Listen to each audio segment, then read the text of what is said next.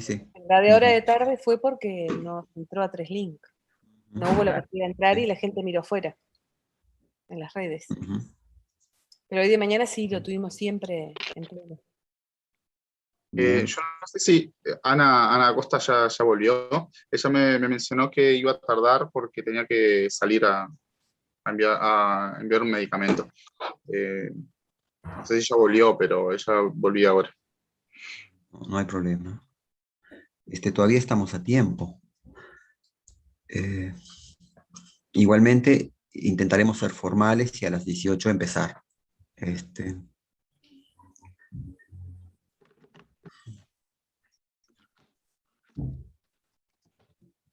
Estoy esperando a algunos colegas invitados. Ahí aparece Vladimir. Bienvenido, Vladimir. ¿Qué tal, Johnny? ¿Cómo estás? Fuerte Muy bien, abrazo. Saludos de Perú. gracias. Igualmente, gracias. Eh, Está Rogerio. Rogerio, ¿cómo le va, mi compa? Hola, ¿Todo Johnny. bien? Buenas tardes. ¿Cómo anda la situación por Brasilia? Una lástima. Nuboso. Eso. Bueno, Sí, sí, lo creo. bueno.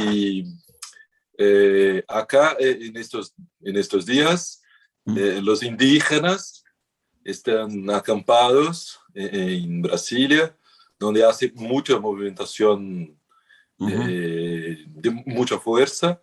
ajá, Y en esta semana están las mujeres indígenas por una marcha. Entonces, ok. hay algo de muy bueno también, ¿eh? La Ujú. lucha de los pueblos originales, las mujeres indígenas, y, pero el clima está muy tenso, muy tenso. Mate. Bueno, un café, un café.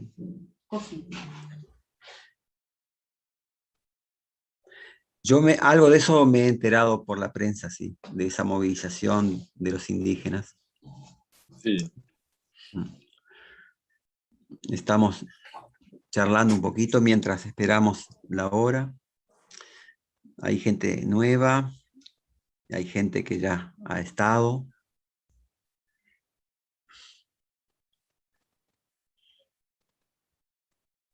Hoy vamos a depender de mi amigo Roberto Cabrera, que está por ahí, y mi amiga Joceline Castro, que también está por ahí, y creo que Ángela también, Ángela Pérez. Roberto, hoy no. Ángela va a estar mañana, Johnny. Mañana, bueno, nos van a ayudar mucho. Ángela y Florencia van a estar mañana. Y Ok, nosotros también, ¿eh? Vamos a andar por bueno, acá. sí, sí, ok. Nos sentimos más tranquilos entonces. ¿Tenemos conexión con Noelia Salazar? Estamos esperando que ella ingrese, no sé si ya ingresó, no la Hola, veo en buenas pantalla. tardes. Ah, allí está Hola, Ahí Noelia. ¿cómo sí. Noelia, están? ¿qué tal? ¿Cómo andás? Hola, ¿qué tal? ¿Cómo están? Bien, bien. Tengo problemas por ahí con la cámara. Ujú. Hola, ¿qué tal? ¿Cómo están? Hola. Hola, ¿qué tal, Hola. Noelia? Hola, un gusto. Igualmente. Saludos desde La Rioja, Argentina. Muy bien. Muy bien, muchas gracias. Bueno, estoy esperando a Pablo Romero, que lo invité. Va a estar como asistente, puesto que cuando quiso presentar ponencia ya había expirado el plazo y ya le puse cara de perro. No, y no, no fue. No pudo presentar su ponencia, pero va, igual insiste y va a participar como asistente.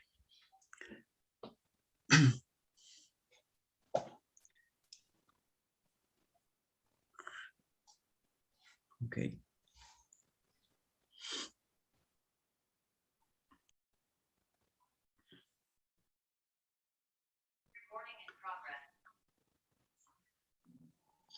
Bien. Cuando llegue a las 18, 18, 2 minutos, opino yo, no sé, Roberto, tú decides y empezamos cuando tú em- Bueno, yo creo que como ya tenemos a la profesora Noelia, podemos ir empezando cuando tú decidas. No.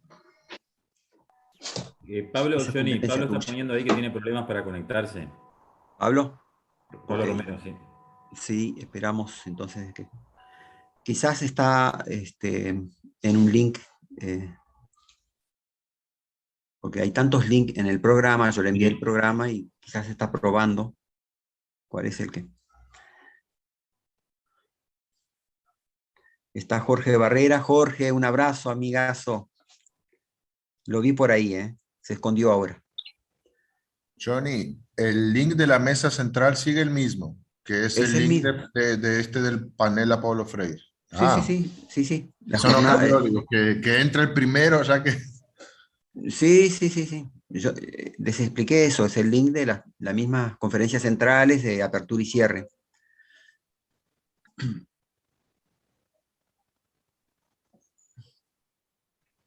Ok.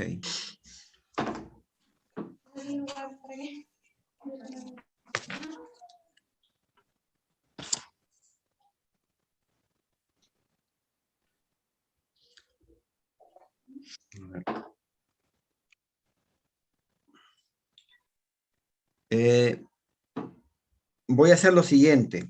Voy a pasarte el contacto. Wilder, ¿estás por ahí? ¿Me escuchás? Sí, estoy, Johnny. Y a ver si puedes resolverle el problema a Pablo. ¿Puede ser? Sí. Ok. Ya veo entonces, Wilder. ¿Dónde estás acá?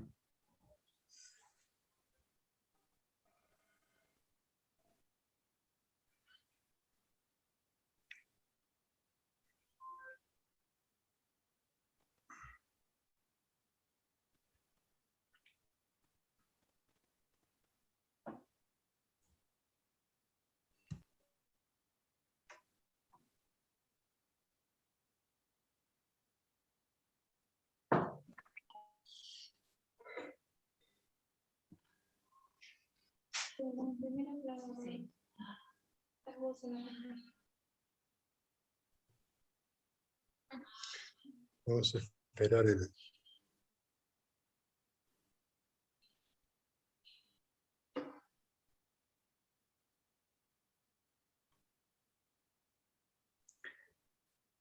Jorge Barrera, ¿cómo anda? Muy bien, ¿y tú cómo estás? Muy bien. Tanto Bienvenido. tiempo, Johnny. Tanto tiempo, es verdad. Muchas gracias, No digas cuánto, pero sí. un placer. Sí, igualmente.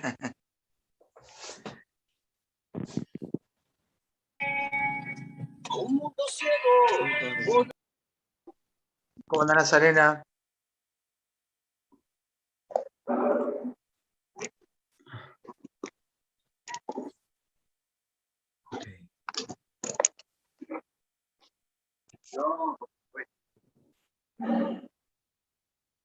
Buenas tardes. Buenas tardes. Hola Pablo, ¿cómo estás? Buenas ¿Cómo tardes, anda? Pablo. Bueno, ahí pude, estaba con problemas para entrar. Bueno, Ahí ya estaba logramos por enganchar empezar el porque link. ya es la segunda vez que llegas tarde. La primera es presentar la ponencia que quedaste afuera y ahora, bueno. No, estoy con tiempos complicados, así. Bueno, está. Estoy haciendo un Bueno, escape acá, de hecho. perfecto. Estamos en tus manos entonces, Roberto. Bueno, muy bien. Entonces vamos empezando, ¿se les parece? Buenas tardes a todos y a todas. Para quien no me conoce, soy Roberto Cabrera, profesor de Historia, egresado del CER de la generación 2017, actualmente estudiante de Sociología, en la carrera de Sociología, acá también en esta institución, y actualmente también cursando un posgrado de miradas decoloniales en el IPES. Agradezco nuevamente, ¿no?, la oportunidad de estar acá en nuestras segundas jornadas virtuales, colaborando un poquito con la moderación de esta mesa, que nos trae la reflexiones sobre un gran filósofo y tal vez sobre alguien que, tal vez y sin tal vez, el mayor pedagogo del siglo XX, como sin duda lo fue el profesor Paulo Freire. Entre los expositores que honran con su presencia a nuestra casa de estudios, me corresponde en este momento presentar a la profesora Noelia Salazar. Noelia Salazar es docente e investigadora en filosofía en la Universidad de La Rioja, Argentina. Diplomada universitaria en enseñanza de la filosofía por la Universidad Nacional de La Rioja. Posee un doctorado en filosofía por la Facultad de Filosofías y Letras de la Universidad Nacional de Cuyo, Mendoza, Argentina. La ponencia de la profesora Salazar lleva por título El humanismo en Paulo Freire para repensar la educación en América Latina. Solicitamos a los asistentes que tengan los micrófonos cerrados en la medida posible y avisarles que, como es de práctica, cualquier pregunta, consulta que quieran hacer a los exponentes luego de terminar las 4 exposiciones que tenemos previstas, vamos a procesarlo, por lo menos algunas de ellas, a través del chat. Profesora Noelia, sea usted bienvenida y a partir de este momento el espacio es suyo. Bueno, muchas gracias por la presentación. Tengo problemas de internet, por ahí me cuesta activar la cámara. Bueno, ahí está. Voy a tenerla por ahí desactivada porque tengo problemas, la verdad, de internet. Pero bueno, muchas gracias por el espacio, muchas gracias por la presentación también. Bueno, este homenaje a Paulo Freire parte de un diálogo que implica estar siendo desde nuestra América, ¿sí? Estar siendo como latinoamericanos y como latinoamericanas. Es muy importante que recuperemos del maestro Paulo Freire esto de que no estamos determinados, sino que estamos siendo, ¿sí? Estamos condicionados, pero estamos siendo, ¿sí? Somos proyectos. Entonces mi trabajo va en esta línea, te los leo, y bueno, quedo a disposición.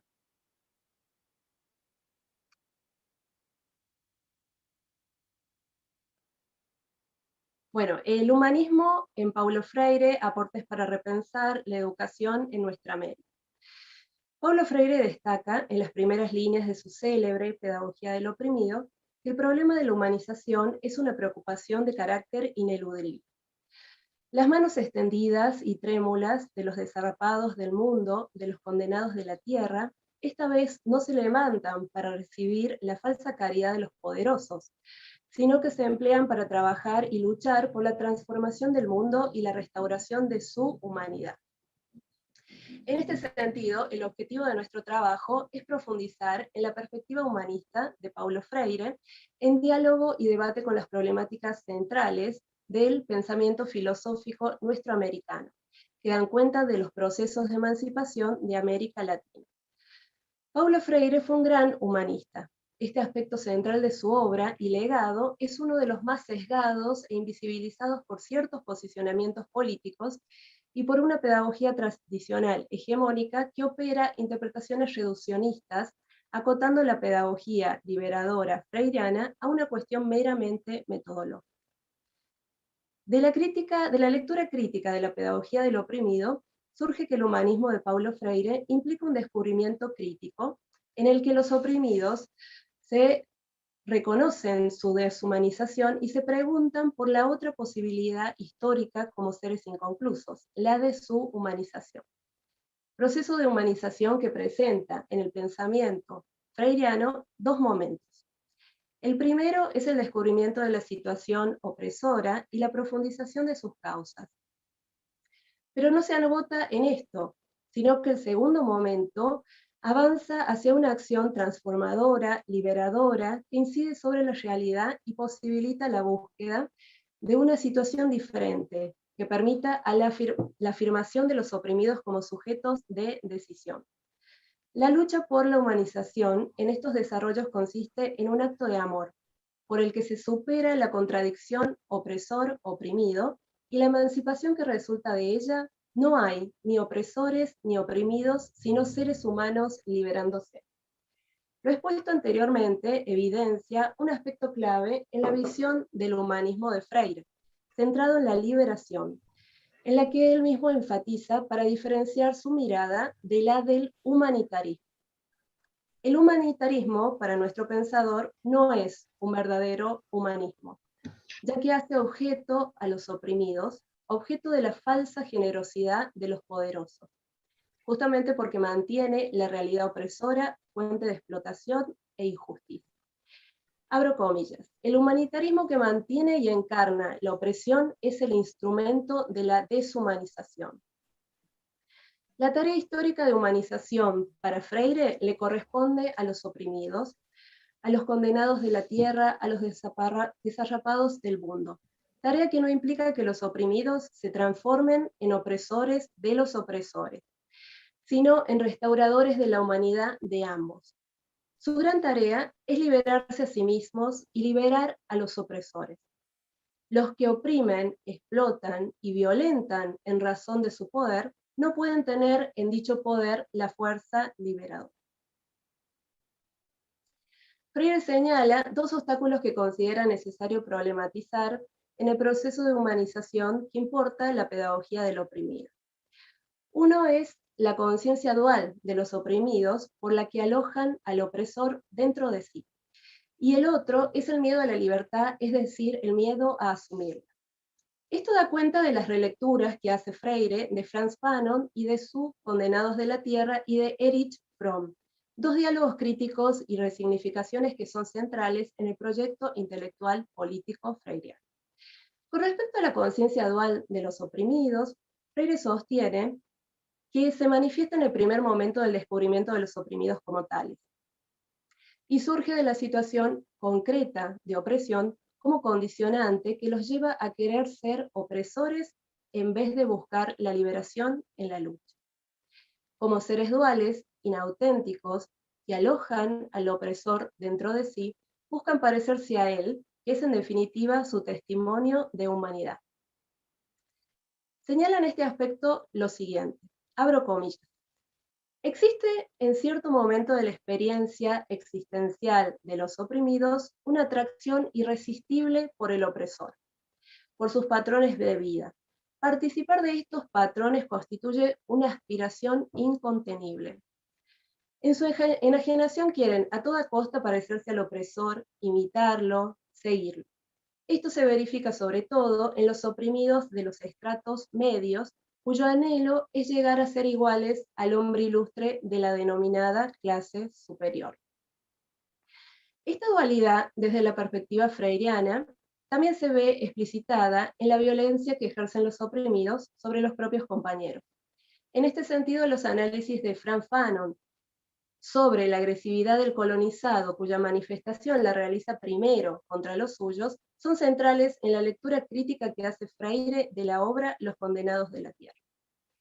El miedo a la libertad de los oprimidos tiene lugar porque estos, al estar inmersos en la situación opresora, no se sienten capaces de correr el riesgo que implica asumirla.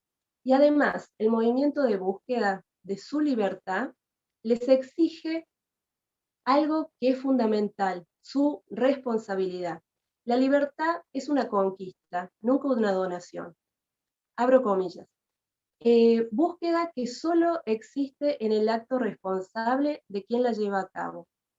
Nadie tiene libertad para ser libre, sino que al no ser libre lucha para conseguir su libertad. Este tampoco es un punto ideal fuera de los hombres, al cual inclusive se alienan. No es una idea que se haga mito, sino una condición indispensable al movimiento de búsqueda en que se insertan los hombres como seres inconclusos.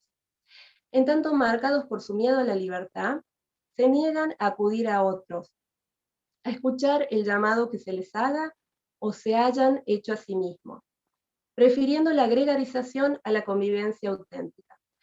Su lucha se da entre ser ellos mismos o ser seres duales, entre desalienarse o mantenerse alienados, entre seguir prescripciones o tener opciones, entre decir la palabra o no tener voz, castrados en su poder de crear y recrear, en su poder de transformar el mundo. Este es el trágico dilema de los oprimidos, dilema que su pedagogía debe enfrentar. Otro de los textos en el que están presentes las notas típicas del humanismo freiriano es Extensión o Comunicación, la concientización en el medio rural. En esta publicación Freire cuestiona el concepto de extensión y la actividad que realizan los agrónomos dentro del marco de este concepto antidialógico en la reforma agraria a mediados de los años 60 en Chile. La extensión, que supone que alguien le extiende algo al otro, encierra un equívoco nociológico, consistente en considerar la naturaleza del acto de conocer como una donación o transmisión. La reforma agraria, según nuestro pensador, debe acentuar el aspecto humanista en la comunicación entre los agrónomos y los campesinos. Sostiene que su humanismo es de carácter concreto, rigurosamente científico y no abstracto. Es decir, que no se nutre de una visión del hombre fuera del mundo, de un perfil de hombre fabricado por la imaginación, por mejor intencionado que esté quien lo imagine. Enfatiza nuevamente que el humanismo verdadero no se basa en gestos meramente humanitarios, sino que implica una acción transformadora de las estructuras donde se encuentran los seres humanos cosificados o casi cosificados. Y rechaza toda forma de manipulación en la medida en que ésta contradice su liberación. Freire, reivindicar el aspecto humanista que debía tener la reforma agraria en Chile, postula que su humanismo es un humanismo esperanzadamente crítico. La esperanza es crítica porque rechaza la desesperación y el optimismo ingenuo, y también porque se basa en la comprensión crítica de los seres humanos como seres de transformación, de su contexto, como seres que pueden superar su estar siendo un casi no ser para ser un estar siendo en búsqueda de un ser más. Nuestra indagación en la perspectiva humanista de Freire la proponemos en diálogo y debate con las principales problemáticas de la filosofía latinoamericana crítica. En esta se destaca la presencia de un humanismo crítico que reivindica la condición humana, su dignidad intrínseca y denuncia un humanismo clásico de raíz eurocéntrica, en el que subyace un modelo de ser humano excluyente de grupos humanos, sociedades y culturas no europeas, que han sido inferiorizados en los procesos de colonización. El filósofo cubano Pablo Guadarrama González caracteriza a la corriente humanista en Latinoamérica, como una corriente que tiene una valoración central de lo humano, una aspiración a mejorar las condiciones de la existencia y el principio rector de que el ser humano es un fin en sí mismo y nunca un medio.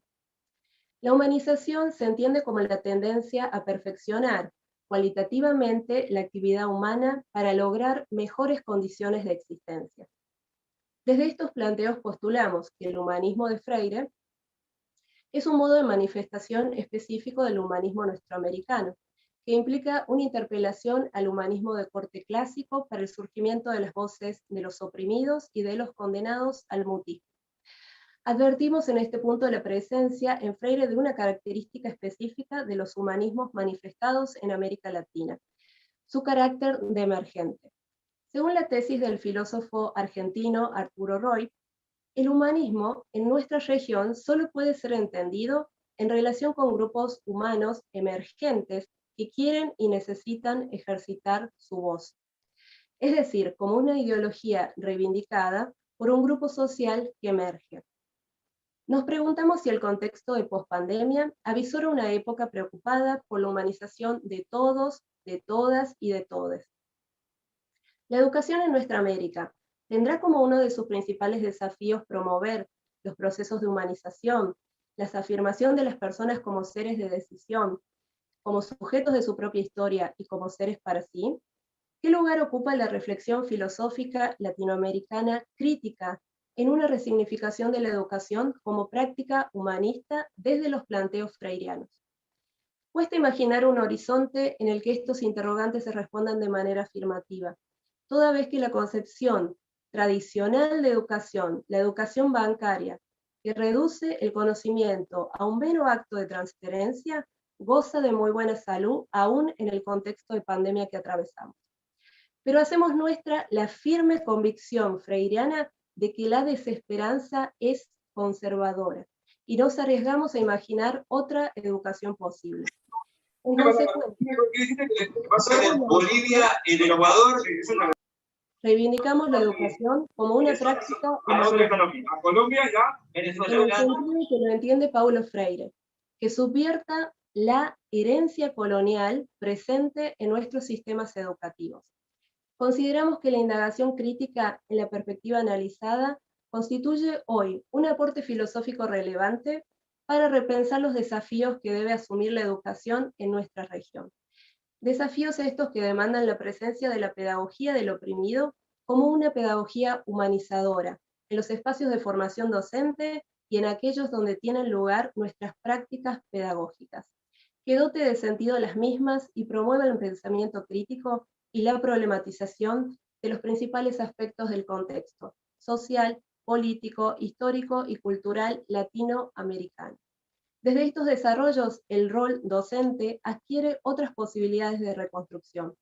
El replantear la identidad docente nos permite habitar otras formas de intervención en el aula y fuera de esta, que rompan con lo instituido en relación a la participación y acceso a la palabra de las y los profesores, de las y los estudiantes. Co-construir un espacio de apertura que motive la participación de las y los estudiantes, espacios en los que ellas y ellos se hacen visibles y visibilizan otras formas de conocer posibles, que promueven la formación de ciudadanas y ciudadanos con responsabilidad política y social. Reivindicamos además la presencia en todos los niveles educativos de una reflexión filosófica auténtica, que no es aquella concepción tradicional de la filosofía que se encuentra fuertemente ligada a la consecución de un saber universal, supuesto postulado por la concepción racional moderna del saber, que reduce al sujeto a su dimensión racional, sino que postulamos la necesaria presencia de un quehacer filosófico, crítico, emancipador, cuyo punto de partida sea la realidad política, social, cultural y económica de nuestra América.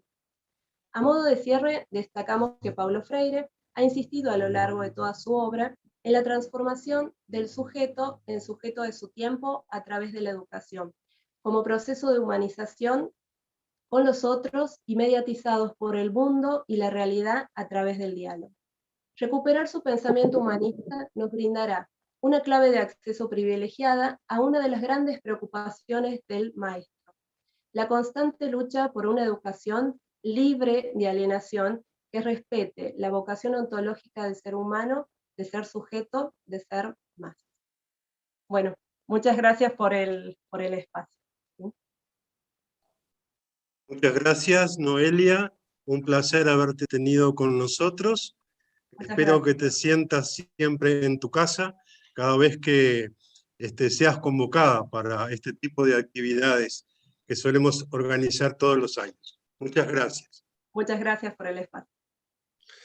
Ahora, a pesar de que no estaba previsto, a mí me gustaría, por lo menos por unos minutos, ofrecerle la palabra a Pablo Romero, en tanto del grupo Reflexión Latinoamericana, organizador de este tipo de actividades que nos están convocando.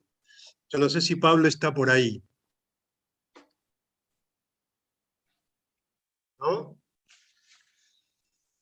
¿Tenía algún problema de conexión? No sé si... No, estoy por acá, estaba con un problema de conexión, pero... Bueno. Que con la cámara acá tiene lo mismo, medio complicado con el internet, porque ando en la calle con los datos. Escuchamos bien de todas maneras y nos gustaría ofrecerte unos minutos para que pudieras participar con nosotros. Bien. Bueno, antes que nada, agradecer la posibilidad del espacio en las jornadas binacionales que hemos tenido la suerte de participar con parte del equipo ya hace unos años, en las presenciales en Rivera. Siempre han sido jornadas muy ricas de intercambio. Y bueno, a partir de ese núcleo inicial, de que está Johnny, también Rogerio, que va a estar participando ahora, también Adrián, un colega argentino que forma parte del grupo, bueno, hemos ido generando ese intercambio en esta concepción del conocimiento como un bien público transfronterizo y sobre todo con hincapié en el campo de la educación, algo que nos parece central, particularmente en nuestra América Latina, ¿no? Que sigue siendo la región más desigual del mundo, ¿no? No la más pobre, pero sí la más desigual, y de ese lugar el campo de la educación y de la cultura es un campo absolutamente trascendente en relación a poder cambiar esas condiciones, ¿no?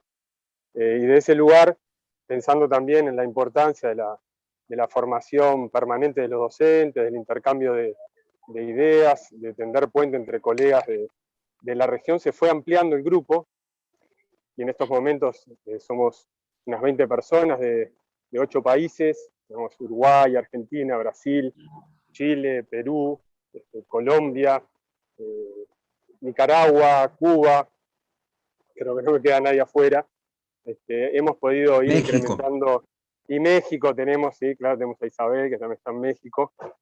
Hemos podido ir ampliando ese horizonte de fusión y sobre todo encontrando muchos puntos de encuentro en relación a realidades de los sistemas educativos que tenemos en la región, partiendo de ese hándicap inicial, ¿no? que también señalaba, que América Latina sigue teniendo, entre otras cosas, un egreso de la educación media superior muy bajo, que sigue teniendo problemas de déficit de capital cultural incorporado, de una población amplia en una situación de vulnerabilidad y de deserción escolar muy alta todavía, y desde ese lugar, en esas condiciones en donde el mismo lenguaje y los mismos planteos que realiza Freire en relación a esta concepción del oprimido, digo, creo que son absolutamente actuales y quizás más urgentes que en los propios momentos que Freire escribió al respecto, ¿no?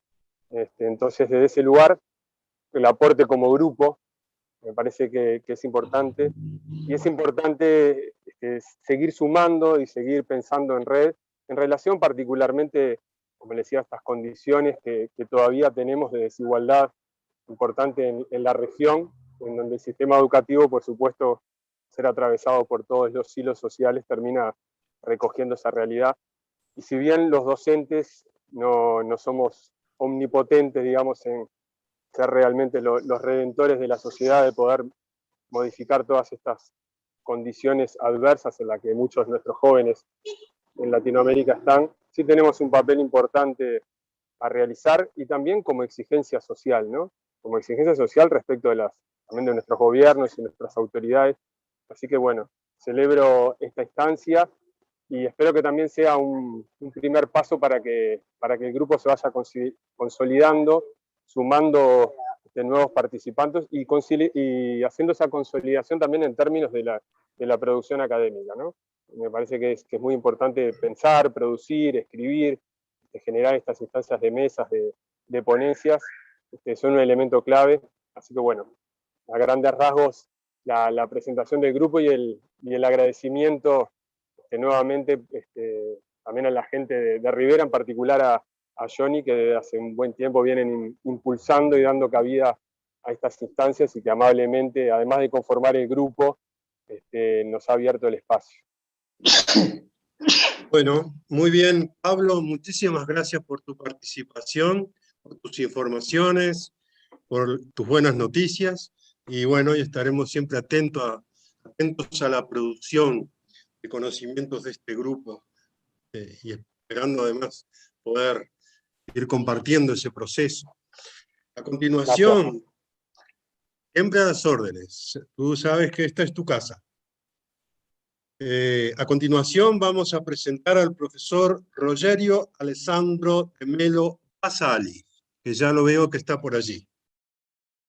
Otro viejo amigo de la casa.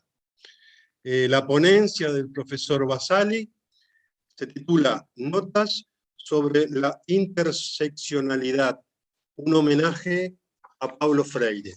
Brevemente me gustaría hacer una referencia al trayecto académico del professor Basali. Bacharel e licenciado em Filosofia pela Universidade Estadual de Campinas, Unicamp, com mestrado em Filosofia Social pela Pontifícia Universidade Católica de Campinas, a PUCamp, é doutorado em Ética e Filosofia Política pela Unicamp, atua como professor adjunto 2 na Universidade de Brasília, junto ao Departamento de Filosofia, na área de ensino de filosofia, onde desenvolve pesquisas sobre formação docente e ensino de filosofia. Dicho esto, profesor Rogério, tenemos el placer de ofrecerle este espacio, que es todo tuyo a partir de este momento. Gracias, mucho gusto. Vou falar em português. Perfeitamente. Falarei devagar para facilitar, porque eu não quero arriscar aqui meu portunhol. Para mim é uma grande satisfação estar aqui nessa nova edição das Jornadas.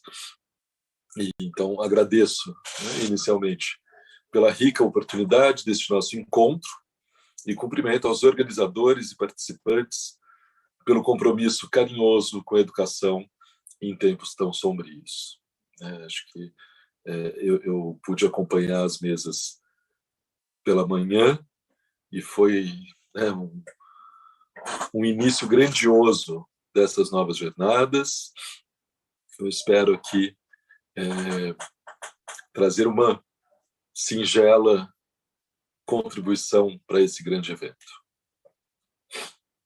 Notas sobre a interseccionalidade como uma homenagem a Paulo Freire consiste no exercício de pensar a educação em tempos de crise global, reconhecendo um tipo de relação sinérgica entre a interseccionalidade, uma importante ferramenta analítica, e a educação crítica, uma singular forma de intervenção sobre a realidade. No livro Interseccionalidade, de 2020, as autoras Patricia Hill Collins, considerada uma das mais influentes pesquisadoras do feminismo negro nos Estados Unidos, professora emérita do Departamento de Sociologia da Universidade de Maryland, e Sirma Build, professora catedrática no Departamento de Sociologia da Universidade de Montreal. Elas apresentam, nesse livro, uma perspectiva, num capítulo intitulado Interseccionalidade e Educação Crítica, segundo a qual as ideias de Paulo Freire seriam fundamentais para a interseccionalidade. Para elas, apesar de respostas variadas e até mesmo contraditórias sobre o que é interseccionalidade, a maioria das pessoas poderia aceitar uma definição genérica. Cito as autoras: a interseccionalidade investiga como as relações interseccionais de poder influenciam as relações sociais em sociedades marcadas pela diversidade, bem como as experiências individuais na vida cotidiana.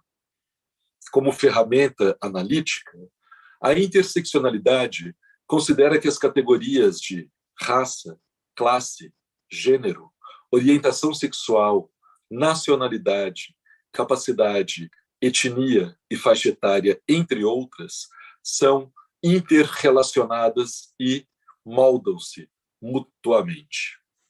A interseccionalidade é uma forma de entender e explicar a complexidade do mundo, das pessoas e das experiências humanas. Fim de citação. A partir disso, buscamos, em breves notas, pensar a interseccionalidade, conectando-a à riqueza e atualidade das ideias de Paulo Freire. Brasileiro, natural de Recife, Pernambuco, consagrado a partir da Lei 12.612, de 2012, como patrono da educação brasileira.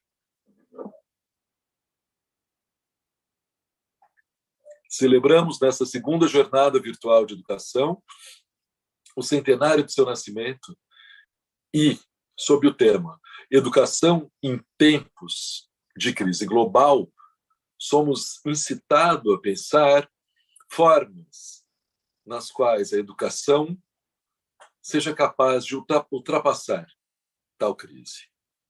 E podemos reconhecer, sem dúvida, a grandeza de sua obra e a pertinência de suas perspectivas nesse contexto. Associaremos ao livro de Collins e Bilde os textos de Freire reunidos e publicados em Política e Educação, de 1992. Porque, para o próprio autor, a reflexão político-pedagógica é o tema que atravessa esse conjunto de textos. E, para nós, constitui-se aqui num recorte privilegiado de acesso ao seu pensamento. Né? Até porque tivemos essa brilhante exposição que me antecedeu, feita pela professora Noélia Salazar, né? Trazendo com muita riqueza características desse pensamento de Paulo Freire. Tendo em vista que, no Brasil, o legado desse pensador vem sendo demonizado pelo atual governo, é preciso ampliar o reconhecimento e a divulgação de suas ideias, especialmente nesse contexto de ataques e de retrocessos. Então, é com grande satisfação que eu, brasileiro, participo neste evento em homenagem a Paulo Freire, junto a todos que estamos aqui conectados. Com isso, espero trazer contribuições aos debates dessa jornada para que a riqueza das reflexões desse educador brasileiro venha a inspirar não apenas a resistência necessária neste cenário de crise global, mas também inspirar e promover mudanças e transformações a partir da potencialidade do seu pensamento. A definição prática de interseccionalidade descreve uma forma pela qual é possível entender que, abro citação, em determinada sociedade, em determinado período, as relações de poder que envolvem raça, classe e gênero, por exemplo, não se manifestam como entidades distintas e mutuamente excludentes. De fato, essas categorias se sobrepõem e funcionam de maneira unificada. Além disso, apesar de geralmente invisíveis, essas relações interseccionais de poder afetam todos os aspectos do convívio social. Fim de citação. Nesse esforço, em pensar algo comum aos diversos usos desse conceito e de sua presença no século XXI entre acadêmicos e acadêmicas, militantes de políticas públicas, profissionais e ativistas em diversos locais, é possível perceber a aproximação com as ideias e com o engajamento de Paulo Freire. Nosso homenageado afirma nas primeiras palavras do seu livro Política e Educação reconhecer a historicidade do conhecimento, sua processualidade e transformação constantes, pensando em permanente devir. Isso implica reconhecer o conhecimento como produção social, resultado de ação e reflexão, de um movimento constante da curiosidade, num exercício de procura. É preciso compreender a curiosidade como algo inscrito historicamente na natureza humana, vinculada a objetos que se dão na história, cujos objetos de aproximação aos objetos, gestados e aperfeiçoados na prática histórica, podem resultar em maior ou menor exatidão. Freire explicita sua preocupação com a natureza humana, na qual reconhece uma vocação para o ser mais. Cito Paulo Freire. A vocação humana para o ser mais, enquanto expressão da natureza humana, fazendo-se na história, precisa de condições concretas, sem as quais a vocação se distorce. Fim de citação. Para ele, Historicamente, o ser humano se converteu no que vem sendo, esse ser finito, imperfeito, em constante movimento de busca, mas também um ser finito, consciente de sua finitude. E a partir dessa perspectiva, afirma a possibilidade e o risco de distorção dessa vocação, capaz de conduzir para processos de desumanização. Penso que a crise global que nos assola é parte desse processo de desumanização. Nesse sentido, parece adequado nos reportarmos às origens da palavra crise, derivada do latim crisis, cujo significado é momento decisivo. Esse termo remonta ao grego crisis, significando decisão. Esse termo ele já estava presente em Hipócrates, já sendo usado nesse mesmo sentido. Esse termo origina-se no verbo krinein, também vinculado à origem da palavra crítica, que significa distinguir, discernir, resolver um litígio, interpretar, explicar uma questão, julgar, apreciar, decidir. Crise e crítica apresentam, portanto, a mesma matriz etimológica.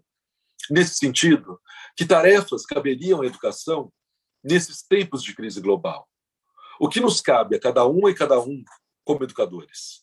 Como reconhecer e resistir aos riscos da distorção da vocação humana? Como frear a desumanização?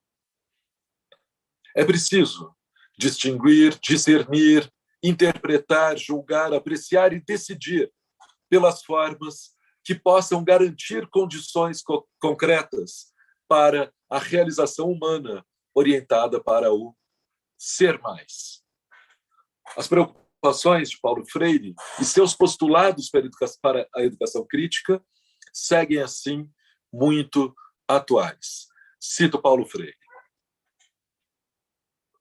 Como tentar explicar a miséria, a dor, a fome, a ignorância, a enfermidade crônica, dizendo cinicamente que o mundo é assim mesmo, que uns trabalham mais, com competência, por isso tem mais, e que é preciso ser paciente, pois um dia as coisas mudam. Há uma imoralidade radical na dominação, na negação do ser humano, na violência sobre ele, que contagia qualquer prática restritiva de sua plenitude e a torna imoral também. Fim de citação. Essa atualidade em seu pensamento, sua sensível preocupação e cuidado com o ser humano em seu fazer-se, presente em suas ideias para a educação crítica, conectam-se radicalmente às questões da interseccionalidade, entrelaçando-se e influenciando-se mutuamente numa relação sinérgica. Cito novamente palavras de Paulo Freire.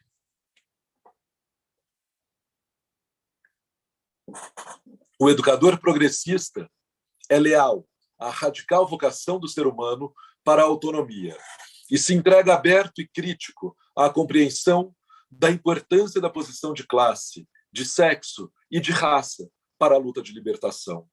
Não reduz uma posição à outra, não nega o peso da classe, nem da cor da pele, nem tampouco do sexo na luta. O educador progressista entende que qualquer reducionismo de classe, de sexo, de raça, distorce o sentido da luta. Pior ainda, reforçando o poder dominador, enfraquece o combate. Fim de citação. Entretanto, como alertam Hill Collins e Bild, as transformações induzidas pela crescente influência do neoliberalismo e, mais recentemente, do populismo de extrema-direita sobre as escolas e instituições públicas colocam essa relação sinérgica em risco. Ao sinalizar para uma convergência crítica entre interseccionalidade e educação, essas autoras indicam no pensamento de Freire uma análise sobre como a educação pode empoderar ou privar de direitos. Para elas, os oprimidos enunciados por Freire são análogos aos de hoje. sem teto, sem terra, mulheres, pobres, pessoas negras, minorias sexuais, indígenas, imigrantes sem documentos, indivíduos em cárcere, minorias religiosas, jovens e pessoas com deficiência. Dessa forma, o uso dado aos termos opressão e oprimido traz ao debate desigualdades interseccionais de classe, raça, etnia, idade, religião e cidadania, evidenciados nesse contexto de crise global. É fundamental constatar que a educação pode desenvolver a consciência crítica nas pessoas oprimidas, constituindo-se numa condição para analisar e até se opor à subordinação vivida. O desenvolvimento da consciência crítica sobre a desigualdade social, situando o próprio lugar dentro dela, é necessário para o empoderamento pessoal e coletivo. Cito as autoras. Todos se beneficiam de uma melhor compreensão da dinâmica das desigualdades sociais interseccionais, bem como dos tipos de pensamento crítico e das habilidades de resolução de problemas que podem remediá-las. Desenvolver consciência crítica sobre a maneira como as identidades individuais e coletivas refletem e organizam os domínios da estrutura de poder pode mudar uma vida. Talvez por isso, o pensamento de Paulo Freire venha sendo demonizado e covardemente atacado no Brasil. Porque no contexto dos avanços da agenda neoliberal e do recrudescimento das forças de extrema-direita, mudar uma vida por meio da educação pode ser algo muito perigoso. O contexto mundial também parece hostil ao projeto freiriano para a emancipação humana. E aqui trago um trecho do livro Capitalismo e Impulso de Morte, do filósofo sul-coreano Byung-Chul Han, que permite ilustrar essa triste constatação. Lembrando que, também pela manhã, o brilhante Alejandro trouxe uma contribuição de Byung-Chul Han. Então, cito o filósofo sul-coreano. No fragmento, O Anseio de Terra Natal, Sem Terra Natal, o Peregrino, Nietzsche escreve: Deus, que certa vez criaram do nada, que maravilha! Para vós, ele, então, se tornou nada. Macacos aranhas a saltar precipitados da mesma maneira. Nietzsche chamava também os últimos homens de macacos aranhas saltitantes. Parecem o rebanho que salta de lá para cá, a pouco amarrado em seus desejos e desalento, estacado no momento. Hoje, os últimos homens de Nietzsche saltam diante da câmera. Só uma observação, ele fala isso num capítulo sobre o fato de cada vez mais pessoas fotografarem e se registrarem pulando, saltando. Surge um novo homem, Homo sapiens, o homem saltitante. Embora pelo seu som seja parente do Homo sapiens, nele se esvaneceu completamente a virtude do discernimento e da sabedoria que caracterizava o Homo sapiens. Ele salta para chamar a atenção. Fim de citação. Uma caracterização do nosso tempo. E, caminhando aqui para a conclusão, a crise é global e a desumanização está em curso. Vivemos em nosso país uma dinâmica de retrocessos em todas as áreas e desde o golpe dado contra a presidenta Dilma Rousseff, a educação sofre com projetos implantados às pressas, de forma irresponsável com o futuro de nossos jovens, como, por exemplo, a lei do novo ensino médio, que a partir do próximo ano transformará nas escolas a realidade de toda essa etapa escolar. O atual governo ataca sistematicamente a educação, desmontando-a e expondo professoras e professores como inimigos públicos, implantando ao mesmo tempo as escolas chamadas cívico-militares, nas quais os militares são inseridos com o objetivo de disciplinar as escolas e, com isso, resolver problemas de outras tantas esferas que se consumam no chão dessas escolas. Uma verdadeira lástima. Essa perspectiva da interseccionalidade, sensível às multiplicidades presentes na escola, constitui-se numa importante ferramenta analítica no enfrentamento dessas questões. E nada parece tão contrário aos projetos e sonhos de nosso pensador e patrono da educação brasileira do que isso que vem sendo feito atualmente no Brasil. E é por isso que evocamos suas palavras para encerrar nossa comunicação num tom de esperança e de sonhos. Cito Paulo Freire. Essa vem sendo uma preocupação que me tem tomado todo sempre, a de me entregar a uma prática educativa e uma reflexão pedagógica fundadas ambas no sonho por um mundo menos malvado, menos feio, menos autoritário, mais democrático, mais humano. Muito obrigado. Um fraterno e virtual abraço aos presentes. Muchas gracias, Rogerio. Un verdadero placer escucharte como siempre, cada vez más convencidos de la vigencia de Freire en pleno siglo XXI, a través de todos los desafíos que se nos plantean a los docentes.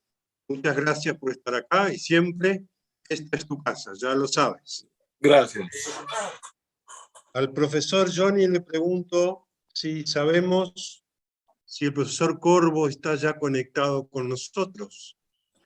Estoy por acá, Roberto. Está perfecto. Por ahí, Roberto. Perfecto, perfecto. Habíamos, allí ya lo vi.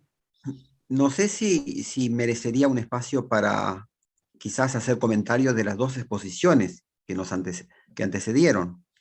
Bueno, Roberto, eso tú sabrás. como nosotros habíamos pensado hacer una ronda luego de las 4, pero si les parece Está perfecto. Ahora, no, está bien, como tú lo hayas así. definido, está Bueno, bien. Entonces vamos a continuar con el profesor José Luis, pero antes yo quiero darle la palabra a una joven futura docente que nos está acompañando, ella misma se va a presentar y que se está integrando a nuestros trabajos en las binacionales, en las jornadas virtuales, así que la recibimos con mucho placer, estar integrando a jóvenes integrantes y futuros docentes a nuestro trabajo. Así que para presentar a José Luis, yo les voy a pasar a la compañera. Hablo desde acá. Sí, fuerte, ¿eh? Buenas tardes, es un placer estar acá. En primera instancia me presento, soy Joseline Castro, estudiante del CEP del Norte.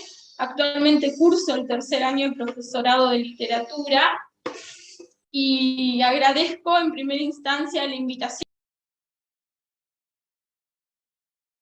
Se cortó, Roberto, y no la vemos, no vemos su imagen. A ver. Porque no estoy hablando desde acá. No sé. Silenciada. A ver, ahora. Pregunta primero si te escuchan. ¿Me escuchan ahora? Conectando, pero no. Sí, Claro, pero sí, ¿es posible ver? ¿Es posible también ver? A ver. Ahí va. A ver acá. Ahí va. Ahora sí. ¿Ahora sí? Primero si te escuchan. ¿Ahora sí me escuchan? Sí, sí, bueno, se escucha. Me voy a volver a presentar entonces por problemas de comunicación. Bueno, buenas tardes, es un placer estar acá. En primera instancia, como les estaba contando, me presento, soy Joseline Castro, estudiante del CEP del Norte, y actualmente curso el profesorado de literatura, estoy en tercer año.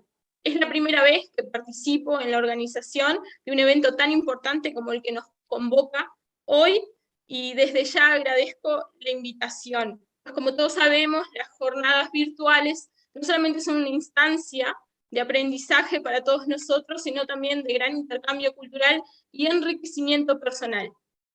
Sin más preámbulos, a continuación voy a estar presentando al profesor José Luis Corvo, que ya está con nosotros, quien es licenciado en Educación Física por la UDELAR, magíster en didáctica de la educación superior por CLAE, doctorado en Ciencias de la Actividad Física y el Deporte por la línea de Educación Física Escolar mediante la Universidad Autónoma de Madrid.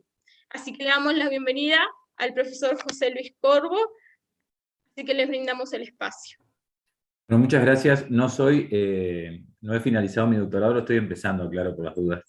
Y aclaro también que soy docente de la UDELAR, sobre todo por algunos compañeros que nos acompañan, y un poco, bueno, como me toca ser el uruguayo acá, un poco como buen local, bueno, me presento también trabajo en primaria acá. Les cuento lo que voy a hacer, no sé si me permiten compartir la pantalla. Lo que voy a presentar, ahora lo van a ver, es un recorrido teórico, histórico, del pensamiento de Paulo Freire, y el por qué lo voy a presentar, bueno, simplemente elegí este tema por dos razones. Primero, porque muchas veces conversando con colegas, se resalta, como el propio Freire lo decía, la simpleza de su escritura y la capacidad de llegar a todos, aun cuando todos sabemos que Freire esconde una profundidad y un nivel de análisis filosófico que amerita una lectura profunda, y yo tengo bien presente que en mi caso tuve una primera lectura de Freire, y tuve la necesidad de recurrir a varios de sus referentes teóricos para después reconstruir el pensamiento de Paulo Freire. Entonces lo que les voy a mostrar ahora es un poco lo que yo hice en mi vida con Freire, y esa lectura regresiva que hago siempre de los autores a partir de ese recorrido histórico, básicamente en un ejercicio muy sencillo, que es partir de Freire, salir por momento a algunos de sus autores de referencia, los que él mismo nombra, y volver a Freire. Así que bueno, comparto la pantalla. Y, como les decía, como punto de partida, si me pasa la diapositiva, ahí va. Ustedes van a ver que la presentación tiene varias citas que yo no las voy a leer, pero básicamente les voy a comentar, se las pongo ahí para que ustedes las tengan. Como punto de partida, voy a tomar la pedagogía de la esperanza. Ahí está el nombre de la edición de la que yo lo saqué, no de la original, debía haber puesto la original. Y básicamente, la última frase ahí de Freire nombra sus referentes teóricos principales, pero los nombra con un sentido. Freire dice, bueno, adherido un poco a esa idea de que el ser determina la conciencia y no la conciencia determina el ser, ¿no? Esa vieja máxima marxista, lo que dice él es, bueno, el lugar donde yo me había criado y la desigualdad que me había construido como sujeto, de alguna manera había generado en mí una conciencia de clase mucho antes de yo haber leído mis referentes teóricos, ¿no? Eso es básicamente lo que dice Freire ahí. Eso siempre me llamó la atención de ese texto y siempre lo he resaltado. Y lo que voy a hacer ahora es, obviamente no voy a poder tomar todos los referentes teóricos, pero no me parece azaroso que Freire lo haya presentado de esta manera, entonces voy a trabajar básicamente con Marx, Lukács, Fromm y Gramsci en sus conceptos centrales. Obviamente que hay elementos que pueden encontrar algún tipo de disonancia, pero bueno, esta es una perspectiva que de alguna manera va a intentar trabajar un poco en línea con la primera presentación en ese, para mí, humanismo materialista presente en la obra de Freire. Haciendo también la salvedad de que voy a hacer una pequeña distinción entre un primer Freire y un segundo Freire, con algunas distinciones que ahora también voy a presentar. Todo en 20 minutos, así que voy a hablar rápido. No es mi fuerte hablar pausado, así que bueno, espero ser lo más claro posible.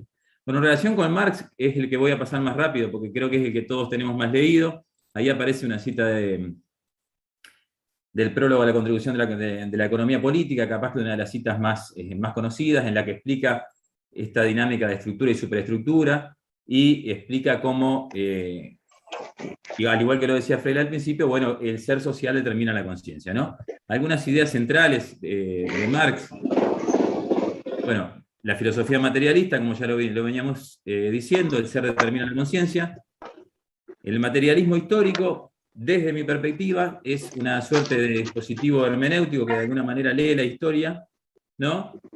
Y la historia para Marx podría leerse como el devenir dialéctico de las relaciones productivas, ¿no? Lo que se llama teleología, básicamente teleología materialista. La estructura, las relaciones de producción, los medios de producción y las fuerzas de producción son la génesis de la superestructura, es decir, del derecho, la política y la ideología, pero se mueven dialécticamente una de la otra. Lo importante es reconocer siempre la génesis material, ¿no? Hay una práctica que determina ciertas formas de ser y de hacer, más allá de que esa práctica genera ese devenir dialéctico que de alguna manera habilita transformaciones en ambos sentidos, ¿no? Bueno, y esto es fundamental y central también, y lo voy a retomar en el último Freire, que Marx decía que las revoluciones se suceden cuando las relaciones productivas colapsan. También hay un primer, segundo y tercer Marx capaz, pero bueno, en el Capital básicamente lo que Marx propone es eso, ¿no? Que las revoluciones se dan a causa de que colapsa el sistema productivo. Voy a tomar a Lukács ahora, para mi gusto, el filósofo materialista más olvidado del siglo XX, lamentablemente. Yo lo quiero mucho a Lukács por un montón de razones. Para mí, Lukács es el padre de las pedagogías críticas y el padre de la Escuela de Frankfurt. Para muchos, Historia y Conciencia de Clase fue el libro maldito del marxismo, sobre todo por algo que instaló el marxismo soviético, ¿no? Lukács nos trabajó en la Unión Soviética, pero tuvo algunos problemas también ahí. Pero básicamente, bueno, tomé Historia y Conciencia de Clase, hay que leerlo, y para mí hay que hacer una lectura complementaria. Fue un texto que fue muy atacado porque para muchos conservaba vestigios de idealismo, ¿no? Al darle demasiada prioridad a la fuerza subjetiva, ¿no? A esos estados de conciencia que de alguna manera podrían invertir el sentido de las transformaciones.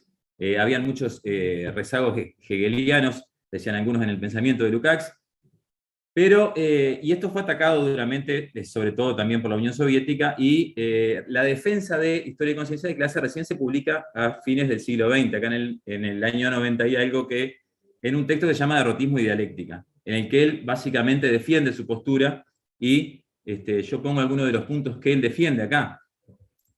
Creo que una de las cosas más importantes, y por eso digo que para mí es el padre de las pedagogías críticas, Lukács, que él destaca la importancia de los procesos de educación política como formadores de estado de conciencia, ¿no? Ese desarrollo de las subjetividades para de alguna manera lograr la comprensión conjunta, la comprensión total del mundo y de las relaciones objetivas en su conjunto, ¿no? Lukács dice en su defensa, ¿no?, en Historia y Conciencia de Clase, que, bueno, que el ser determina la conciencia, pero esto ya lo había trabajado Marx, que no siempre la conciencia se corresponde con la situación objetiva del sujeto, que vivimos en estados de falsa conciencia, ¿no? Algo que ya había trabajado Marx y que en su momento Freire también lo trabaja, después lo vamos a ir viendo, ¿no? Capaz que hoy todo el mundo habla de falsa conciencia, ¿no? Y bueno, sería algo que habría que retomar también, yo creo que hasta en la escuela, ¿no? El sistema capitalista genera estados de falsa conciencia, procesos de cosificación, es algo que también relaciona mucho con los textos de Hegel, el propio Lukács. Bueno, la revolución, acá esto también lo trabaja en su defensa, él dice, bueno, yo no doy un giro idealista porque yo soy consciente de que las revoluciones son de génesis objetivas, pero necesito, de alguna manera, educar a aquel que es capaz que necesariamente tiene que ser capaz de comprender cuando esas revoluciones hay que generarlas, o cuando esas relaciones productivas colapsan, ¿no? Entonces, la preocupación de él era, hace poco hablábamos con una amiga y me decía, bueno, esto de los estados de conciencia es de Freire. Bueno, los estados de conciencia para mí son de Lukács. Freire los trabaja mucho y los desarrolla desde una perspectiva bastante pedagógica, pero Lukács insistía mucho con el desarrollo de las subjetividades, decía Lukács, ¿no? Y, bueno, trabajaba mucho la relación sujeto-objeto, ¿no? Él decía, el desarrollo de las subjetividades es parte de la actividad política, la educación como práctica política era central, inclusive en el proyecto político que instaló en su país natal, Lukács, y, bueno, él decía que ese desarrollo de las subjetividades era fundamental para ese devenir dialéctico, ¿no?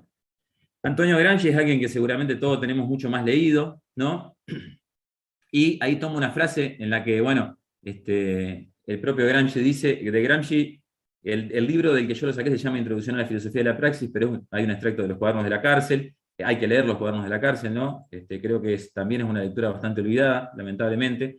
Y Gramsci dice ahí, bueno, podemos andar por el mundo pensando cuando nos conviene o de vez en cuando, o podemos intentar comprender el mundo y darle otro tipo de conciencia al pensamiento, ¿no? podemos vivir en relación con ese mundo que aquella clase hegemónica nos crea, o podemos intentar construir nuestro propio mundo consciente y críticamente, ¿no? Introduce el concepto de hegemonía. El concepto de hegemonía, para mi gusto, y bueno, adhiero con Aricó, que viene a sustituir un poco el concepto de superestructura y ampliarlo un poquito más, integrando los elementos de valores, creencias y demás. Hay un elemento central en Gramsci para mí, que siempre uno tiende a hablar de hegemonía como malo, no, Gramsci decía, hay que construir una hegemonía de izquierda, hay que construir una nueva hegemonía, ¿no? Eso me parece que es central porque el concepto mismo de hegemonía es algo que usamos permanentemente, pero muchas veces lo mal usamos también. Bueno, quienes configuran los sentidos hegemónicos promueven la reproducción, eso es algo que históricamente ha sido criticado en la educación, y bueno, Gramsci configura formas de pensamiento y de acción. Él propone una filosofía de la praxis, ¿no? Algo que pedagógicamente Freire desarrolla en su máxima expresión, y ahora lo vamos a ir viendo también. Voy lo más lento que puedo, pero intentando que me dé el tiempo. Bueno, Erich Fromm, también asociado a la Escuela de Frankfurt, básicamente su teoría es muy reconocida por intentar articular marxismo y psicoanálisis. Ahí dice Fromm que para él educar significa situar a la juventud frente a lo mejor que ha heredado de la especie humana. Bueno, aun cuando esa herencia está expresada en palabras, dice él, no podrá ser efectiva a menos que esas palabras se hagan realidad en la persona del profesor y en la práctica y en la estructura de la sociedad. También ahí aparece el pensamiento materialista del propio Fromm. Fromm tiene muchos textos muy interesantes. Yo lo saqué de Las cadenas de la ilusión, particularmente esa referencia y algunos elementos, porque es en el texto en el que él describe su recorrido teórico, ¿no? Pero, por ejemplo, el concepto de hombre en Marx es un texto fundamental para mí de lectura de Fromm. Casualmente yo volví a Fromm por Freire, porque había dejado un poco la lectura de Fromm, y vi que lo citaba sistemáticamente Freire, y me pareció que, al igual que Lukács, es otro filósofo que está muy olvidado, que es de muy fácil acceso en su lectura también, y que es un texto lindo para compartir, inclusive en formación docente y demás, ¿no? Bueno, eso recién lo decíamos, la articulación de Marx y Freud, los procesos de la pérdida de libertad que se configuran a partir de los estados opresivos de la conciencia. Esto lo trabaja Freud en la pedagogía del oprimido. Bueno, describe desde el psicoanálisis el placer del dominio. Eso también lo trabaja mucho el propio Freire, ¿no? Cómo el dominador de alguna manera disfruta de esa idea de dominar. Esto es la beta bien psicoanalítica que trabaja Fromm, y bueno, y desarrolla la tesis del humanismo materialista a partir de la filosofía de Karl Marx, en los manuscritos del 44. Hay algo que hay una diferencia, sobre todo en las filosofías, entre el marxismo soviético y el marxismo occidental, que es esta lectura de los manuscritos, ¿no? Los manuscritos se publicaron tardíamente, como todos sabemos. El marxismo soviético, al que Freire muchas veces criticó y cuestionó, se basa para mí en dos textos, en el Anti-Düring y en la dialéctica de la naturaleza, y el marxismo occidental es mucho más deudor de esta filosofía de los manuscritos del 44, de la ideología alemana, y bueno, y esencialmente desarrolla mucho más ese materialismo humanista, ¿no? Bueno, volvemos a Freire, entonces, vamos a tomar algunos elementos del humanismo, bueno, el materialismo y la nociología freiriana, en este caso, a partir de algunas de las citas. Acá empezamos por, para mí, el que sería el primer Freire en relación con su pensamiento. Ahí dice que uno de los equívocos propios de la concepción ingenua del humanismo radica en su ansia de presentar un modelo de buen hombre. Se olvida de la situación concreta, existencial, presente en los hombres mismos. Ahí, para mi gusto, hay una crítica al humanismo idealista, ¿no? Esa idea de construir y de pensar ese buen hombre, de construir a partir de la idea, de olvidarse un poco de lo concreto y de la realidad en que el hombre vive, ¿no? Ahí, en la segunda referencia, ponemos en la medida en que la captación del todo que se ofrece a la comprensión de los hombres, se le presenta como algo espeso que les envuelve y que no llega a vislumbrar, se hace indispensable que su búsqueda se realice a través de la abstracción. No significa esto la reducción de lo concreto a lo abstracto, lo que equivaldría a negar su dialecticidad, sino tenerlos como opuestos que se dialectizan en el acto de pensar. Acá hay varios elementos, se describe la nociología materialista, Freire parte de una realidad, parte de lo concreto, avanza en procesos de abstracción, pero vuelve a lo concreto. No podría decirse también que hay una crítica a ciertos estructuralismos, pero para mí también la hay, a ciertos materialismos estructuralistas. La necesidad esa de partir de lo concreto, de analizar en profundidad a partir de procesos de abstracción, pero de volver necesariamente sobre los concretos, es decir, de activar esos procesos dialécticos que de alguna manera deben regresar para la transformación del mundo real, ¿no?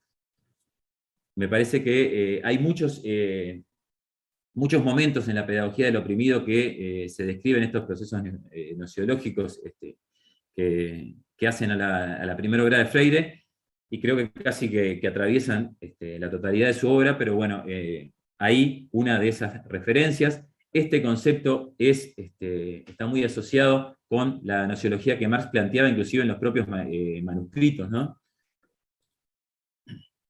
Avanzamos un poquito más. Bueno, la dialéctica para mí es un elemento transversal en el pensamiento de Freire en todas sus posibilidades. Acá hay una referencia inclusive al propio Lukács. Freire dice, en un pensar dialéctico, acción y mundo, mundo y acción, se encuentran en una íntima relación de solidaridad. Aún más, la acción solo es humana cuando más que un hacer es un quehacer, vale decir, cuando no se dicotomiza de la reflexión. Esta última, necesaria para la acción, está implícita en la exigencia que plantea Lukács sobre la explicación a las masas de su propia acción. Ahí, clarísima una referencia también a Historia de Conciencia de Clases, está la reflexión de Lukács. Lukács lo plantea en varios de sus textos, pero bueno, la importancia de la educación para este desarrollo de los estados de conciencia, bien asociado con la obra de Lukács y presente durante toda la obra de Paulo Freire. Ahí aparece inclusive, yo pongo este concepto de praxis. No vamos a decir que en estos pensadores nace el concepto de praxis. Para mí, en ese rastreo que yo he hecho de repente demasiado obsesivo, la primera distinción praxis-poiesis la hace Aristóteles en la Ética Nicómaco. Lo mismo dice en su momento Althusser, la poiesis como producción, en la cual el sujeto transforma al objeto, ¿no? Hay un proceso, hoy hay una realidad educativa en la que de alguna manera nos imponen un proceso casi que poético, productivo en la educación. La praxis implica contingencia, implica reflexión sobre la acción, e implica, como decía el propio Aristóteles, y después lo desarrolla Althusser, ¿no? Implica que aquel que transforma a la vez es transformado, ¿no? Yo creo que eso está también latente en toda la obra de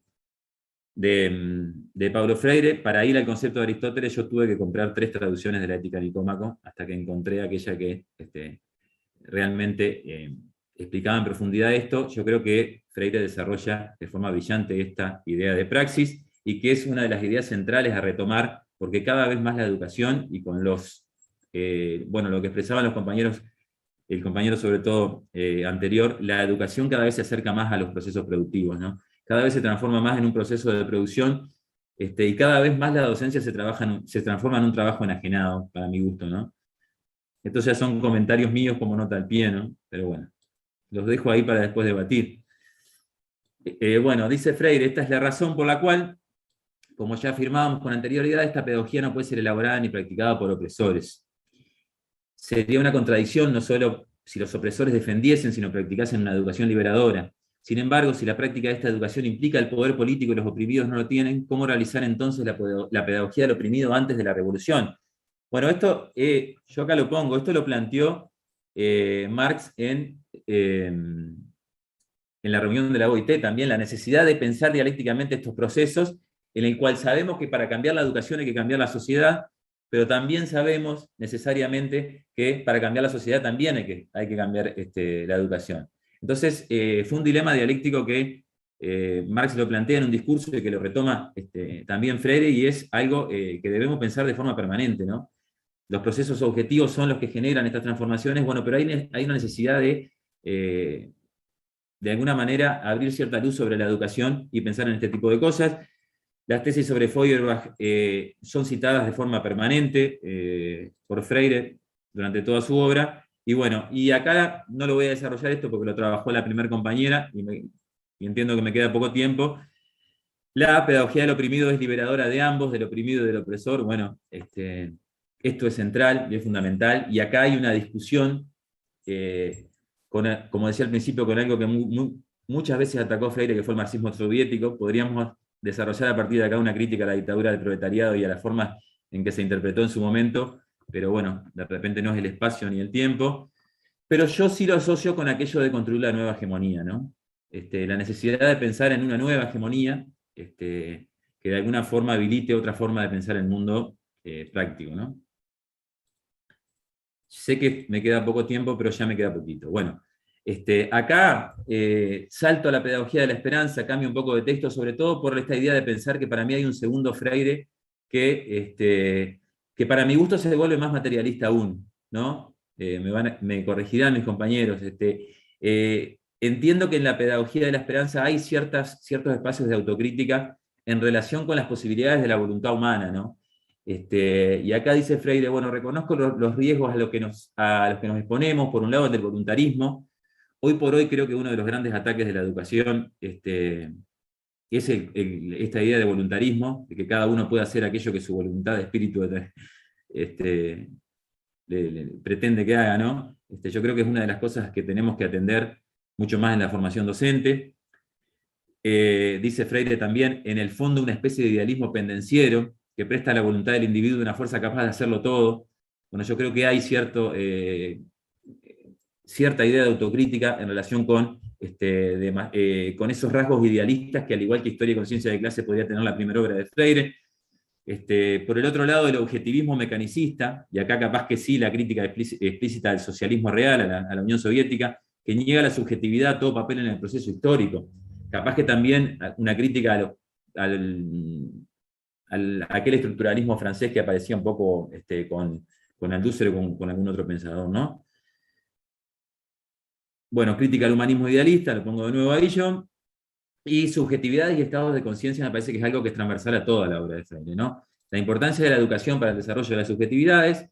Acá, bueno, me voy a las cartas, no creo que las cartas sean un texto central teóricamente en Freire, pero sí me gusta mucho por la carga emotiva que tienen, y bueno, y porque es algo que todos leímos en nuestro proceso de formación, así que agrego ahí, en el fondo, dice Freire, mujeres y hombres nos hacemos seres especiales y singulares, a través de una larga historia conseguimos desplazar de la especie en punto de decisión de mucho de lo que somos y de lo que hacemos individualmente para nosotros mismos, si bien dentro del engranaje social sin el cual tampoco seríamos lo que estamos siendo.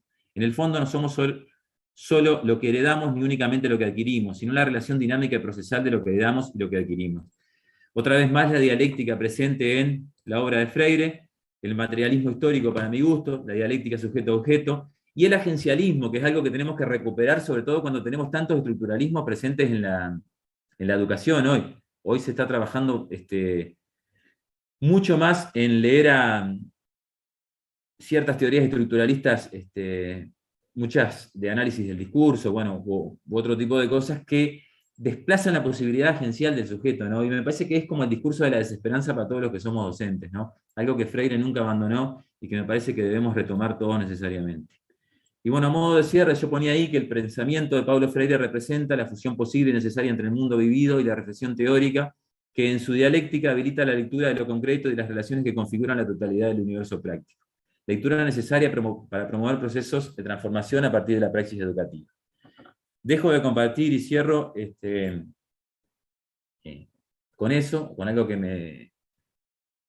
me gustó ahí a modo de reflexión, recuperando un poco lo que decía, la necesidad de pensarnos como agentes de transformación, todos los docentes, la necesidad de volver a releer a Freire, y la posibilidad que nos da la lectura profunda de otros textos que fueron referencias de Freire, para volver a leer a Freire con otros ojos, que fue el recorrido que yo particularmente hice.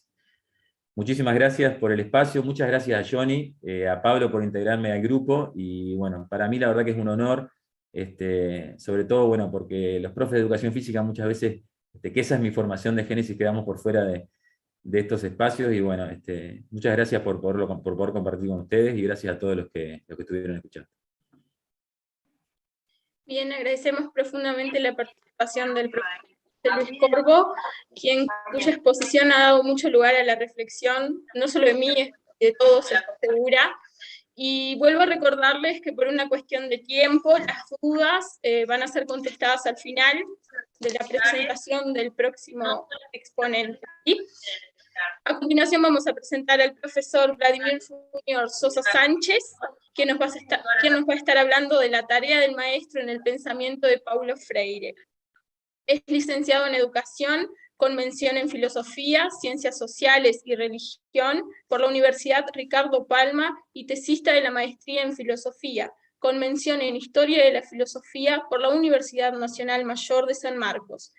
Miembro del Grupo de Investigación Filosofía y Liberación de la UNMCM, de Filosofía en la Red, México, del Colegio Profesional de Estudiantes de Filosofía, México, y del Instituto Peruano de Investigaciones Filosóficas. Bienvenido, el profesor Vladimir. Bien, muchísimas gracias a cada uno de ustedes. Saludos desde Perú, Lima, con el frío de acá. Y muchas gracias, Johnny, también por este espacio de diálogo en torno al centenario de Paulo Freire.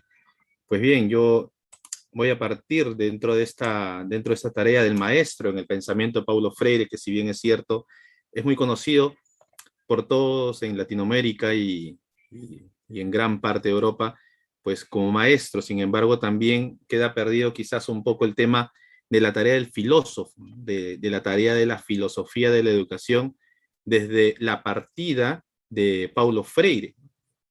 Sin embargo, dentro de esta tarea que él propone como maestro, como educador, como alfabetizador, sobre todo, que durante gran parte de su vida a la que se ha dedicado, en diversas conferencias lo ha hecho saber, y también en la misma praxis, como él mismo lo relata, ¿no?, en diversos textos que él tiene, ¿no?, en donde es importante para él que dentro de la tarea del maestro, no solamente el latinoamericano, sino también a nivel mundial, es que es importante que se le puede inculcar a los estudiantes ese placer de ser libres, ¿no?, de que ese placer de ser libres nunca termina, siempre comienza, siempre es inacabado, siempre está cambiante, siempre de alguna manera pues se va renovando, y sobre todo en el contexto actual en la que nosotros nos encontramos, porque nos preguntamos y nos repreguntamos, por ejemplo, la tarea de la libertad ahora en medio del encierro. Por ejemplo, aquí en Perú todavía estamos en encierros tremendos, ¿no?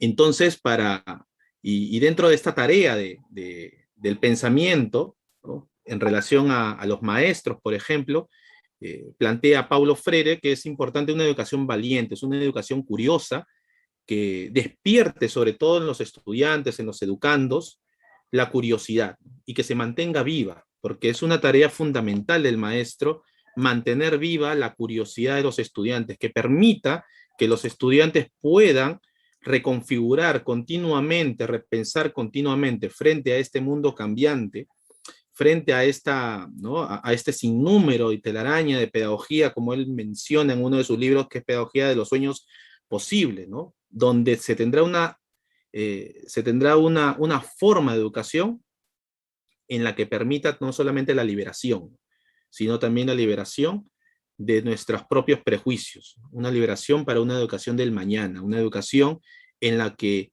nos podemos preguntarnos, nos podemos interrogar, nos podemos problematizar, en la que los profesores puedan problematizar y dialogar con los estudiantes, de manera que no solamente los profesores puedan problematizar, sino también los estudiantes puedan tender esta capacidad de diálogo, esta capacidad crítica que de alguna manera se le ha sido reasignada a los estudiantes, ¿no?, y de alguna manera también cortada. Y es importante, por eso es que dentro del pensamiento de Freire, pues, que se le reasigne nuevamente esta tarea de problematizar al estudiante.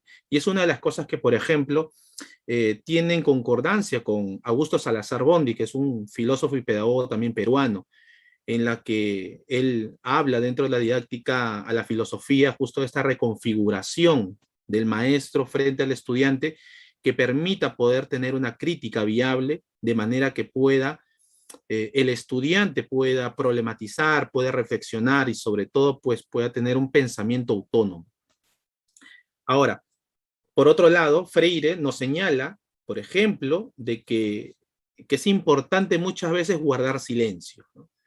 Él en una de sus conferencias, él mencionaba, ¿no? Es importante la humildad, es importante el guardar silencio para poder escuchar al otro, porque es importante tener esta referencia del otro. Y se preguntaba, ¿quién es el otro? El otro es mi estudiante, el otro es aquel que llega sin zapatos a la escuela y muchas veces sudado después de caminar muchos kilómetros para poder alfabetizarse. Y este chico, este estudiante que grita, que vocifera de alguna manera porque necesita ser escuchado. Y es una tarea fundamental del maestro escuchar al estudiante.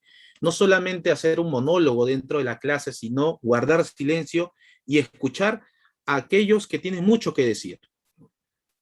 Porque de pronto se ha perdido esta tarea tan humilde del maestro en la que hablamos y hablamos, pero no escuchamos a los estudiantes. Y es uno de los planteamientos que señala Freire.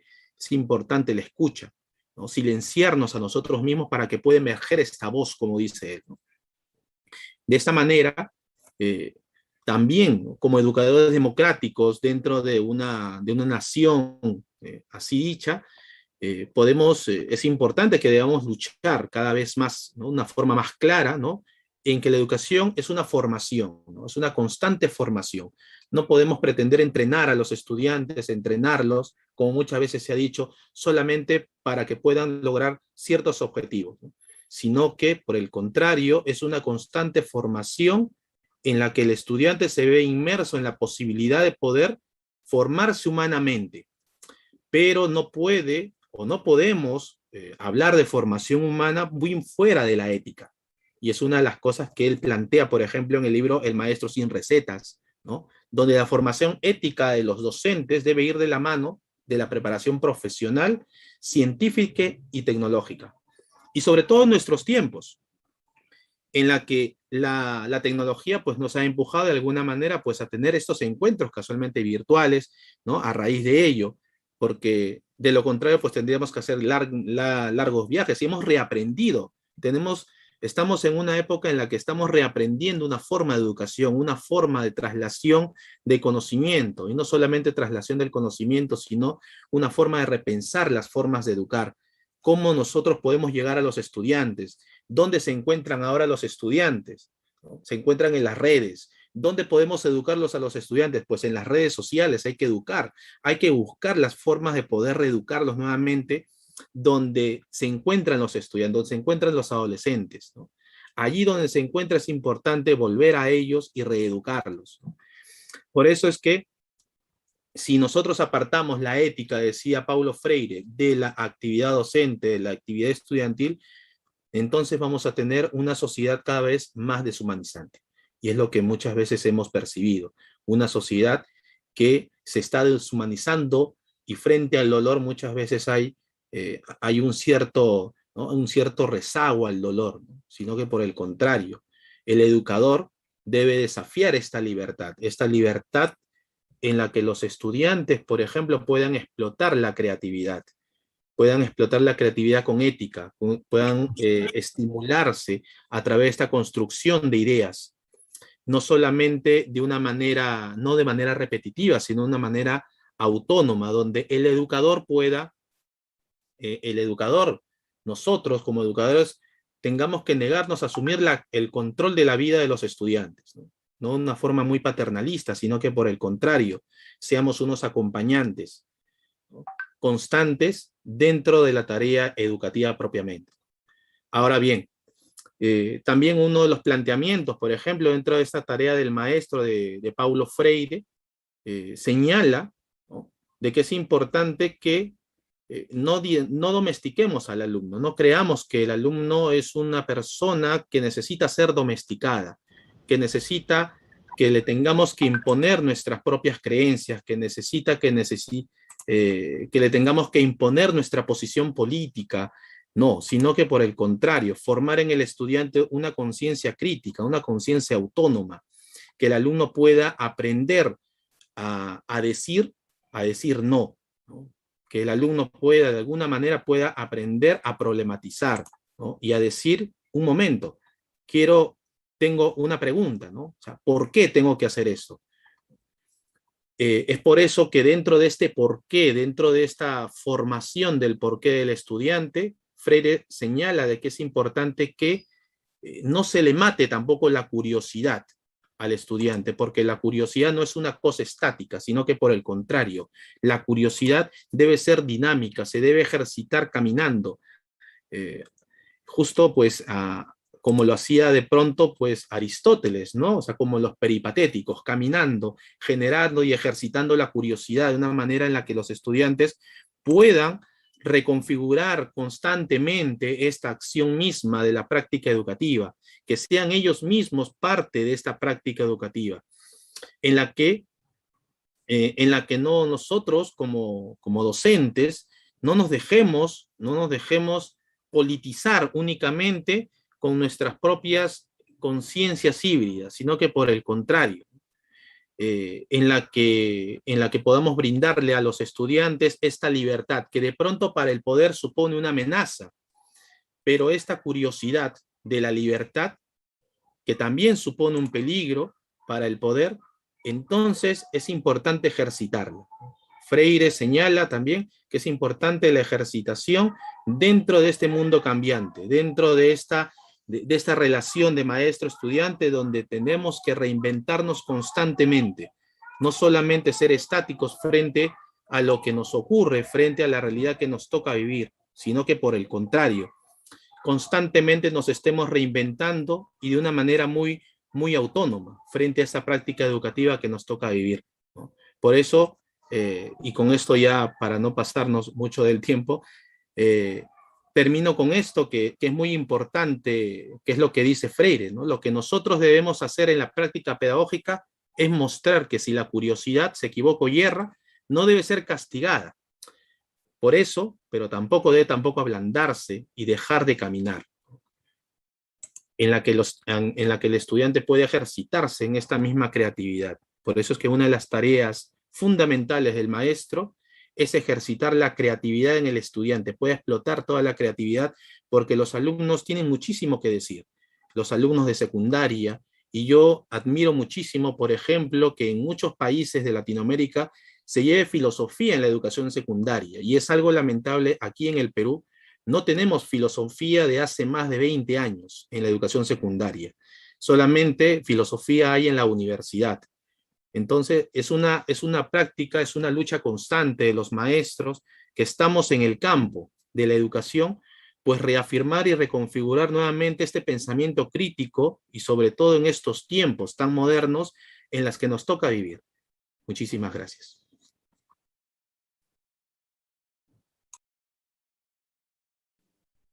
Bueno, muy bien.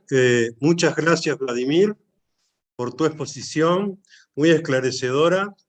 Y creo yo que completa de una manera brillante las exposiciones que hemos tenido esta tarde. Acá tenemos un problema con los tiempos. De cualquier manera, sería ahora, según lo previsto, el momento de abrir el espacio, alguna posible pregunta, alguna posible participación de cualquiera de las personas que está participando en este momento, haciendo la salvedad, sí, de que estamos cortísimos de tiempo, estamos además en la institución en este momento y la gente de acá ya está, parece que cerrando la escuela, pero de cualquier manera queda el espacio abierto, unos minutos más por si alguien quiere hacer alguna aportación.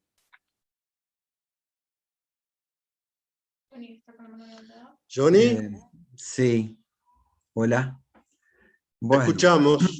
Bueno, en virtud de lo que acabas de decir, Roberto, de ese tiempo muy exiguo, se me ocurre nada más que unas palabras como cierre ahora, entonces. Obviamente, lo primero, el agradecimiento por las excelentes exposiciones que hemos disfrutado ahora. Este año es un año ambiguo en cuanto a su valoración.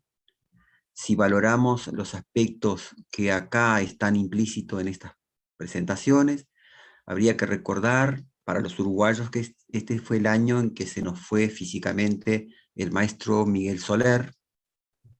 A nivel internacional, podemos decir que es el año de los 150 aniversario de la Comuna de París, aquel sueño hecho piedra, destruido por el poder inmediatamente y apagado de la historia, que se lo reivindican para sí diversas referencias libertarias, emancipadoras, y obviamente los 100 años de Paulo Freire, que es el que nos toca más de cerca.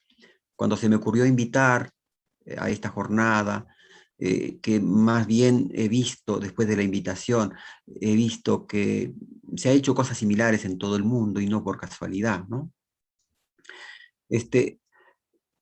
Se me ocurrió a partir de la tesis de la doctora Noelia Salazar, que la manifestó en alguna reunión del grupo, hacer como poner en diálogo algunas reflexiones alrededor de ese tema común, que es Freire.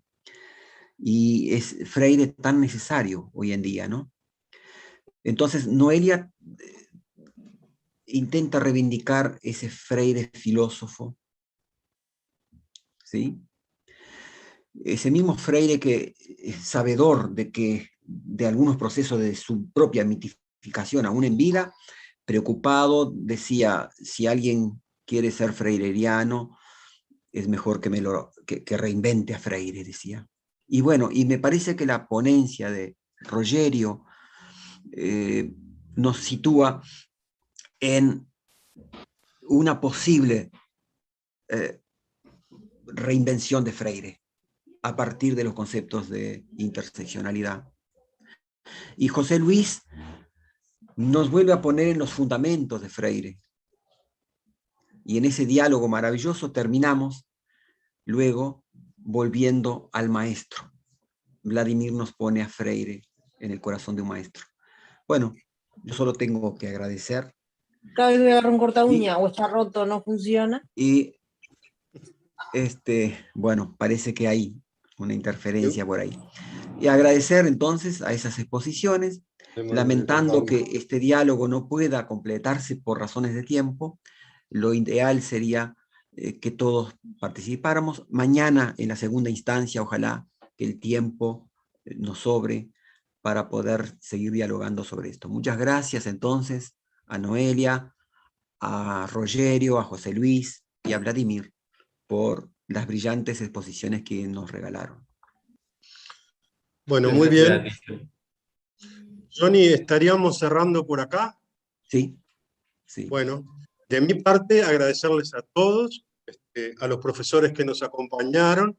Mientras ustedes hablaban, yo recordaba permanentemente algo que es nuestra bandera pedagógica, ¿no? Y que lo nombramos muy a menudo. Que nadie aprende solo, todos aprendemos con todos, y en la mediación del mundo, ¿no? Las palabras tan sabias del maestro Freire, que nos convoca reiteradamente para resolver esas cosas en el barro que es la clase, la práctica pedagógica en sí, ¿no? Que siempre hay que estar resolviendo cosas. Así que de mi parte, muchas gracias, agradecerle a la compañera que nos acompañó hoy, haciendo su primera participación, felizmente, en nuestras jornadas virtuales. Esperamos a todos mañana, a la misma hora, a las 18 horas. Muchas gracias a todos. Gracias a todos. Que descansen. Hasta mañana, gracias. Buenas noches, que pasen bien. Descansen. Pasen bien todos, hasta mañana. Descansen. Que descansen, Rogerio. Gracias, gracias. Parabéns por la jornada. Que descansen vos también. Y buenas noches a todos. Gracias. Esperamos mañana. Muchas gracias. Felicitaciones a los moderadores, brillantes. Aplausos Muchas gracias, qué amable, Raila.